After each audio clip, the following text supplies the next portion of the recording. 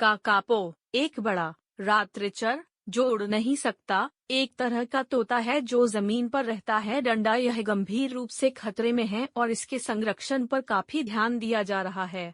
मनुष्यों के आने से पहले यह न्यूजीलैंड के जंगलों में आम था, लेकिन स्तनधारियों द्वारा किए गए शिकार ने इसे विलुप्त होने के कगार पर ला दिया। 1990 के दशक के मध्य में लगभग 50 पक्षी ही बचे थे।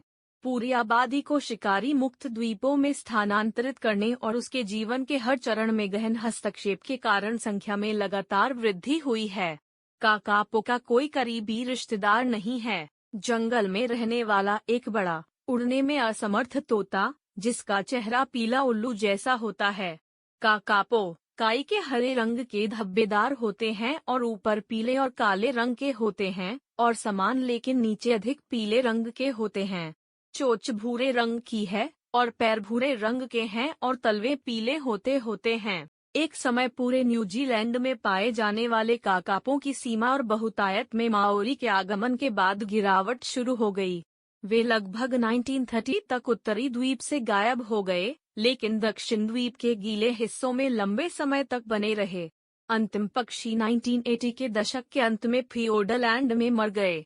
1977 में स्ट्यूअर्ट द्वीप पर 200 से कम पक्षियों की आबादी की खोज की गई थी, लेकिन बिल्लियों के शिकार के कारण यह आबादी भी घट रही थी।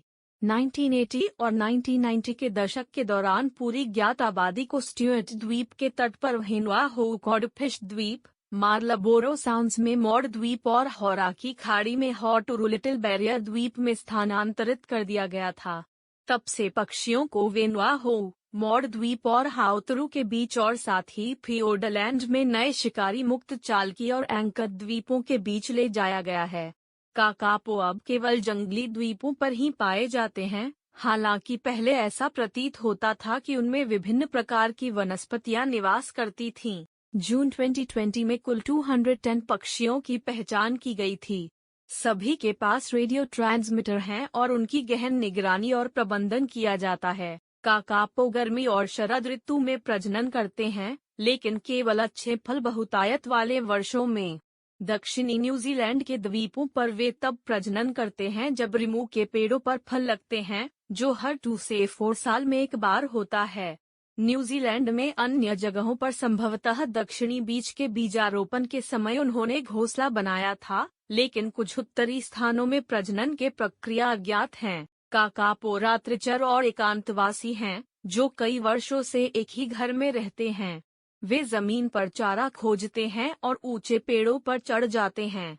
वे अक्सर पेड़ों से छलांग लगाते हैं और अपने पंख फड़फड़ाते हैं। काकापो पूरी तरह से शाकाहारी हैं। उनके आहार में पत्ते, कलियां, फूल, फर्न के पत्ते, छाल, जड़ें, प्रकंद, बल्ब, फल और बीज शामिल हैं। आहार मौसम के अनुसार बदलता रहता है।